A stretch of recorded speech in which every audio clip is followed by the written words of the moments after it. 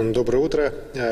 Что касается эпидемической ситуации с новой коронавирусной инфекцией, она по-прежнему остается напряженной. За последние сутки у нас 35 случаев выявлено инфицированных.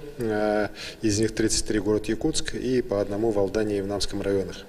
Если говорить об Алданском и Намском, это контактные лица ранее заболевших, то по Якутску 33 случая, это, конечно, немало. И хочу сказать, что в целом, конечно, мы видим, что это в основном корпоративные заражения, когда внутри коллектива идет заражение, и внутрисемейные. При этом за последние сутки 28 человек полностью выздоровело и выписалось.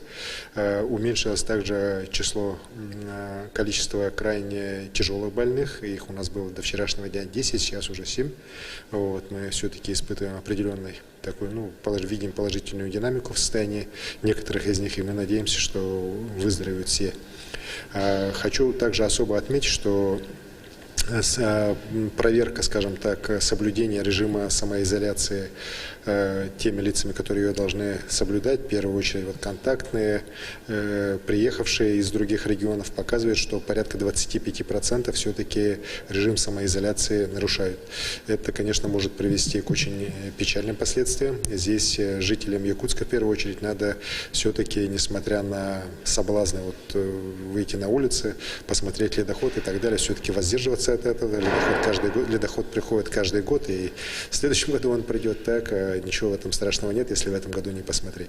А скопление народа, оно может, конечно же, привести к случаям массового заражения, чего бы не хотелось по Якутску именно видеть, так как для снятия ограничительных мер по Якутску нужно, чтобы количество заболевших каждый день уменьшилось, там было гораздо меньше 10. Пока, к сожалению, еще раз говорю, 33 случая не позволяют нам режим с ограничительных мероприятий по Якутску смягчать. Также вчера поступило наконец-то решение Министерства просвещения Российской Федерации. ОГЭ в этом году для девятиклассников будут отменены, и результат пойдет именно по результатам той учебы, которая у них была в течение года у девятиклассников. Что касается ЕГЭ, ЕГЭ переносится, но пока сроки проведения ЕГЭ они еще не сообщили. Причем ЕГЭ будут сдавать именно те выпускники, которые хотят поступать в высшие учебные заведения. Те, кто в этом году не планирует поступать в высшие учебные заведения, могут ЕГЭ сдавать уже в следующем году. И, соответственно, мы надеемся, что и сроки приемных комиссий в вузах страны, они тоже будут продлены. Что касается паводковой ситуации, то сегодня у нас основной ледоход идет по линии в районе Якутска. Вчера был достаточно серьезный затор, связанный с тем, что лед от Кангаласского мыса практически до Намцев был такой неподготовленный, толщина его достигала там свыше метра, 1,10 м, 1,20 м местами. В результате нашего утреннего облета мы приняли решение о подрыве ледовых заторов. Вчера вечером был первый произведен, ночью под утро был второй подрыв, и сейчас произведены два подрыва, третий и четвертый, как раз все в районе от Кангаласского мыса где-то до Идейцев. Мы видим, что движение льда началось, льдины большие, которые были затором, они все-таки начали двигаться.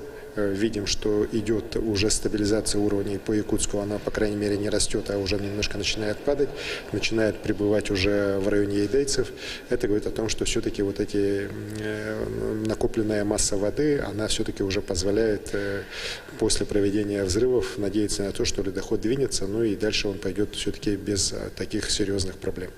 Что касается других рек, и Алдана, и Вилюя, то особых проблем там нет, ситуация под контролем. Везде оперативные группы МЧС с участием республиканских ведомств, республиканских спасателей работают. Единственная просьба, конечно, к жителям, в первую очередь к охотникам, очень внимательно относиться к предупреждениям, которые МЧС регулярно отправляет и сообщает. Мы вчера облетали, видели прямо брошенные уже на островах машины, из которых люди, судя по всему, эвакуировались достаточно быстро и так далее.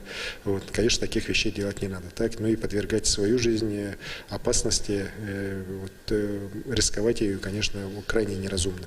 И надо понимать, что каждая эвакуация людей с островов, в первую очередь, еще раз говорю, охотников, это всегда достаточно большие расходы для бюджета.